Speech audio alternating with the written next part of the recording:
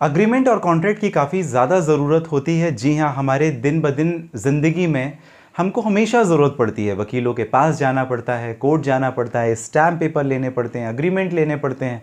आपको घर खरीदना है, आपको कोई व्यापार करना है, आप अगर किसी कंपनी के साथ में जॉब करना चाहते हैं, एम्प्लॉयर एम्प्लॉय का, तो हर जगह आपने अग्रीमेंट और कॉन्ट्रैक्ट सुना होगा। आखिर इनको समझना भी ज़रूरी है। बात इस वजह से समझना ज़रूरी क्योंकि इसमें भी बहुत सारे टाइप्स होते हैं, इसके भी बहुत सारे कॉम्प्लिकेशंस होते हैं। सबसे ज़रूरी बात तो ये समझने की है कि आखिर कब आपके अग्रीमेंट वैलिड होंगे। वैलिड होने का मतलब ये है कि जब कभी दिक्कत आए तो आप कोर्ट से अपने अग्रीमेंट को एनफोर्स करा सकें, वैलिडेट करा सकें और उसे लागू करा सकें। ये काफ़ी ज़रूरी है। अदरवाइज़ आपके अग्रीमेंट बनाने का मतलब ही क्या हुआ। फॉर एग्जाम्पल मान लेते हैं, समझते हैं। जैसे मान लीजिए आपने और मैंने एक अग्रीमेंट किया, एक करार किया। उसके तहत आपने मुझे 10 लाख रुपए दिए। आपने मुझे वो पैसे इसलिए दिए कि मैं एक व्यापार करूंगा, बिजनेस करूंगा, और उस बिजनेस से जो बेनिफिट होगा, चाहे वो 5% का हो, 10% का हो, 20% का हो, जो भी बेनिफिट होगा, उस पे से एक निश्चित portion, suppose date 20% per month, मैं आपको उस बिजनेस का जो भी एक रेवेन्यू जनरेट होगा या मुझे बेनिफिट होगा, व्यापार में फायदा होगा, उसका मैं आपको दूंगा। ये अग्रीमेंट आपने किया। लेकिन शुरुआत में तो ठीक चल रहा था, लेकिन थोड़े समय के बाद मैं अपनी बात से पलट गया। मैंने आपको पैसे देने बंद कर दिए। इस कंडीशन में अब आप क्या करेंगे? इसी वजह से तो आपने अग्रीमेंट किया था। जी हाँ, अब बात आती है मैं अपनी बात से क्योंकि पलट गया। उसमें जो अग्रीमेंट आपने मेरे साथ में किया था, उसमें सारी टर्म्स एंड कंडीशन मेंशन है कि उस अग्रीमेंट को आप अब एनफोर्स कैसे करेंगे, लागू कैसे कराएंगे। तो इस वजह से अब जरूरी आ जाता है बात कोर्ट की। तो उन्हीं अग्रीमेंट को एनफोर्स कराया जा सकता है जो कानूनी तौर पर सही हो।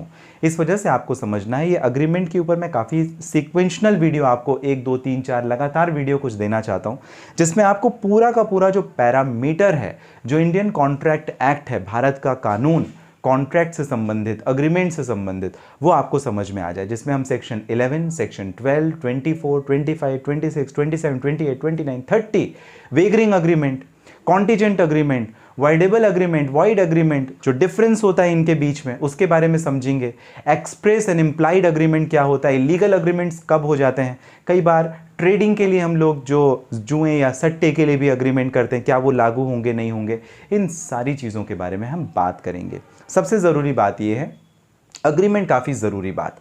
अग्रीमेंट आपको करना इस वजह से करना क्योंकि आप अपनी बात को, अगर कल को सामने वाला व्यक्ति या कंपनी या कोई भी पर्सन अगर आपकी बात को नहीं लागू करे, जो आपने अग्रीमेंट में टर्म्स कंडीशन के साथ में मेंशन की थी, तो आप कोर्ट जाकर के उस अग्रीमेंट को वैलिडेट करा सकें, एनफोर्स करा सकें, लागू करा सकें। तो इस वजह से अग्रीमेंट काफ़ी ज़रूरी होता है। अब अग्रीमेंट की जो टाइप्स हैं, ज़रा उसको भी समझेंगे। आपका क्या काम है और उसकी वजह से आपको किस अग्रीमेंट की ज़रूरत पड़ेगी, उसके बारे में भी समझेंगे। तो ये हम अगले वीडियो में इसको समझने का प्रयास करेंगे, जहां पर हम वैलिड अग्रीमेंट्स के बारे में बात करेंगे और सेक्शन 11 से लेकर के सेक्शन 30 को कवर करेंगे इंडियन कॉन्ट्रैक्ट एक्ट के, जहां पर मैं अलग अलग तरीके से, अगर कंडीशनली कोई अग्रीमेंट किया गया तो कब वो एनफोर्सेबल होगा, कोर्ट कब लागू करेगी, कब लागू नहीं करेगी, इन सारी बात को समझाने का करूंगा प्रयास। आपने शुरुआत अशोक पांडे के साथ में की थी लीगल एडवाइस में। कानून की जानकारी इस चैनल के माध्यम से मिलती है। हम कानून समझते हैं, कानून को जानते हैं, तो इस वजह से सब्सक्राइब कर दीजिए। सब्सक्राइब इस वजह से भी करना है क्योंकि लेटेस्ट जो अपडेटेड वीडियोज़ हैं वो आपको मिलते रहें। किसी परेशानी के लिए अगर आप करना चाहते हैं बात, इस वीडियो के डिस्क्रिप्शन में डिटेल है, लिंक है, जहाँ से डायरेक्टली अपॉइंटमेंट बुक करके आपकी और मेरी हो जाएगी बात। मिलेंगे अगली वीडियो में, तब तक के लिए आप सभी स्वस्थ और सुरक्षित रहें।